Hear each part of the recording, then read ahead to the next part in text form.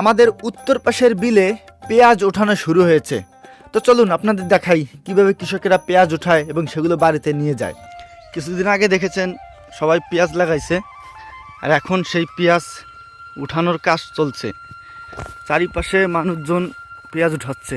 ওই দেখেন এখানে কত মানুষ, ওই পাশে কত মানুষ, সব আপনাদেরকে দেখাবো, চলেন। তো আমাদের এই উত্তর পাশের বিলটা, যেই পাশে হচ্ছে ধান, দেখছেন এই যে ধান, এই নিচু অঞ্চল দিয়ে আবার উঁচু, যে পাশে উঁচু সেই পাশে হচ্ছে পেঁয়াজ লাগাইছে। গ্রামের এই দৃশ্যগুলো সত্যি মনোমুগ্ধকর। যতই দেখবেন ততই দেখতে ইচ্ছা করবে। কবিরা কিন্তু এমনিতেই গ্রামের প্রেমে পড়েনি, গ্রাম নিয়ে তো কবিতা লেখেনি। তারা এই সৌন্দর্য দেখে মুগ্ধ হয়ে গেছে, যে কারণে কিন্তু গ্রাম নিয়ে, প্রকৃতি নিয়ে তারা অনেক কবিতা লিখেছে। ওই দেখুন কত মানুষের আনাগোনা।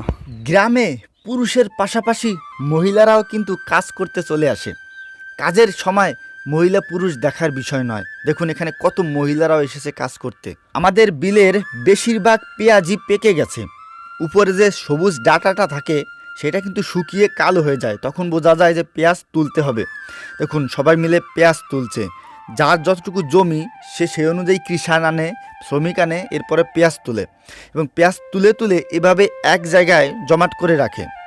দাদা পেঁয়াজ কেমন হয়েছে? 120 মন বিঘায়। বিঘায়। সাইজ কেমন?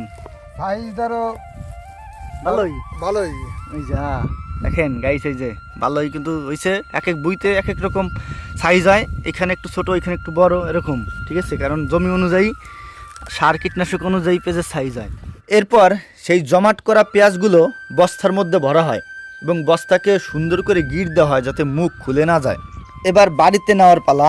সেই বস্তা ধরে এক একজনের মাথায় উঠিয়ে দেওয়া হয় এবং তারা সেগুলো নিয়ে বাড়ির দিকে চলে যায়। ভাই অনেক ওজন।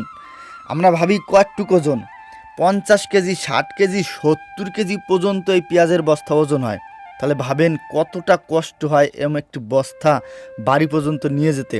এরপরে কষ্ট করে সেগুলো তারা বাড়িতে নিয়ে যায়। কত কষ্ট করে কৃষকেরা এ সমস্ত ফসল ফলায়। এরপরে যদি এই ফসলের দাম না পায়, তা তাদের মনে যে কতটা আঘাত লাগে, তারা কতটা কষ্ট পায়, একমাত্র তারাই জানে। পেঁয়াজের দাম কিন্তু এখন বেশি না, হয়তো বা 1000-এর আশপাশে রয়েছে, কিন্তু যে পরিশ্রম করে এই পেঁয়াজটা ফলিয়েছে তার ন্যায্য দাম যদি না পায়, তখন সত্যি আর এইগুলো করতে ইচ্ছা করে না।